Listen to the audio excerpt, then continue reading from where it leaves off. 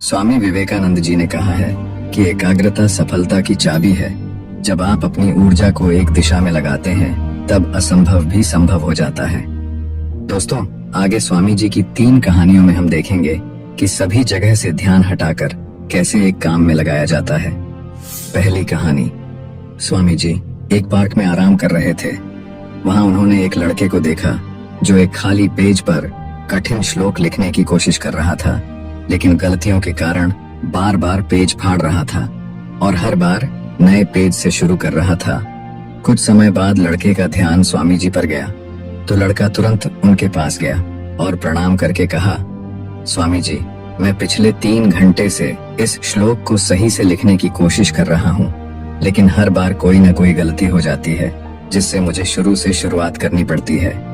मुझे समझ नहीं आ रहा कि मैं क्यों नहीं लिख पा रहा हूँ। स्वामी जी मुस्कुराए और बोले, बेटा, केवल फोकस की कमी के कारण ऐसा हो रहा है, क्योंकि एक साधारण इंसान अपनी ज्यादातर ऊर्जा बेकार की बातों और आदतों में लगा देता है, इसलिए लगातार मन भटकता है। ध्यान से काम करने का मतलब है अपनी पूरी ऊर्जा एक जगह पर लगा देना, और जब बार बार तुम ऐसा करोगे तो मन इसके लिए तैयार हो जाएगा और फिर गलती नहीं दोहराएगा। लड़के ने पूछा, स्वामी जी, अगर मन बार बार भटक रहा हो तो मैं एक काम में ध्यान कैसे लगाऊं?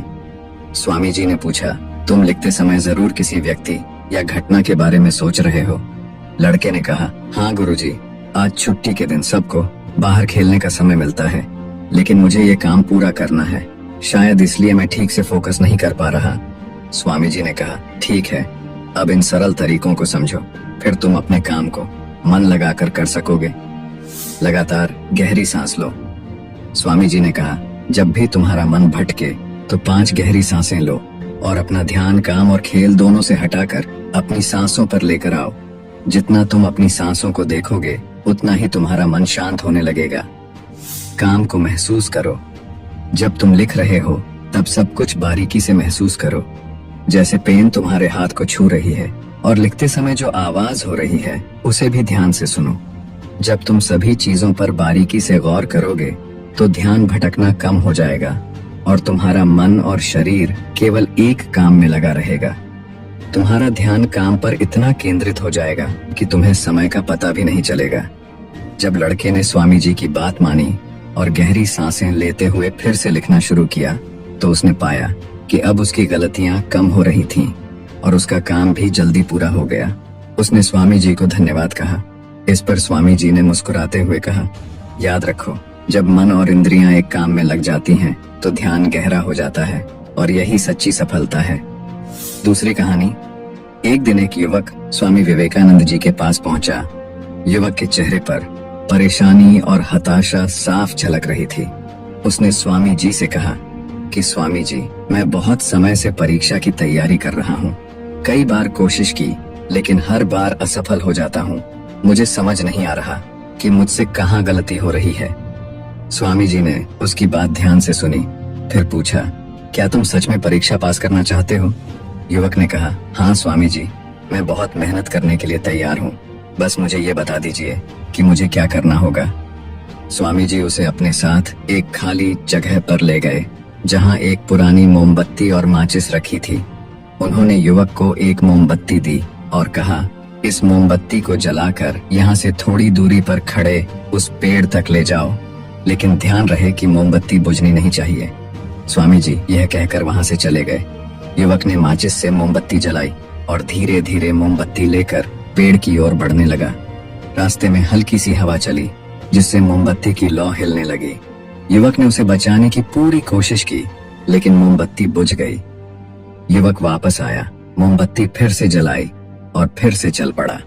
युवक ने यह प्रक्रिया कई बार दोहराई, लेकिन हर बार हवा का हल्का झोंका मोमबत्ती की लौ को बुझा देता।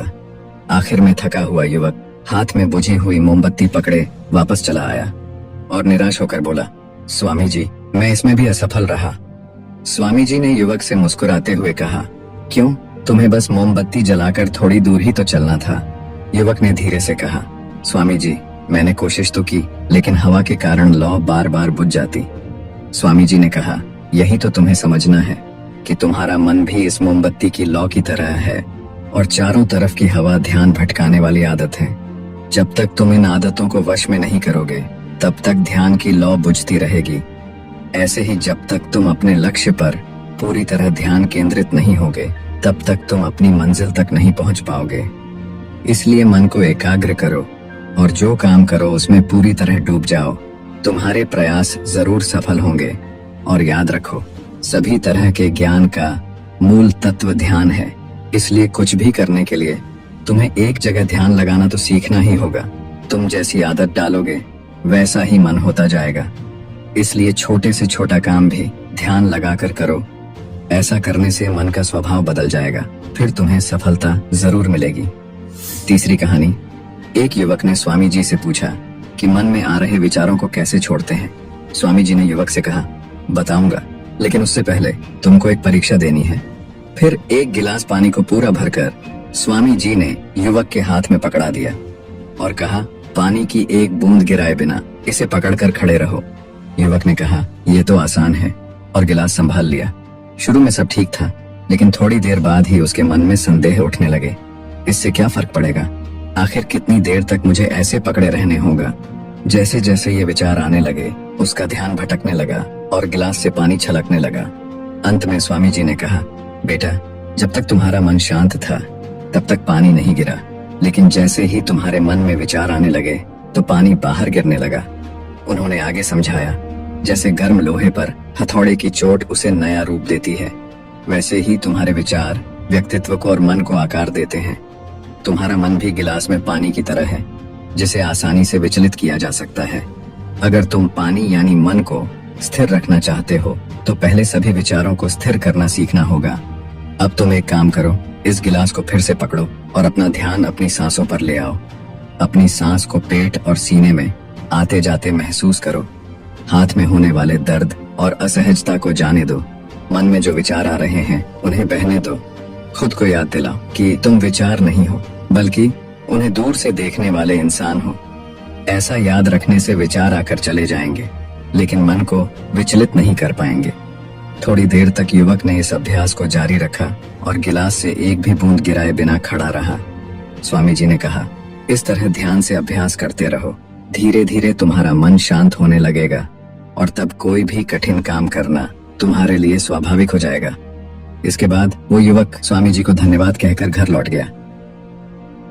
दोस्तों, अगर इस कहानी ने आपकी किसी भी उलझन को सुलझाया है तो हमें कमेंट्स में जरूर बताओ और वीडियो को लाइक करके एक ऐसे दोस्त को शेयर करो जिसके जीवन में ये वीडियो काम आए।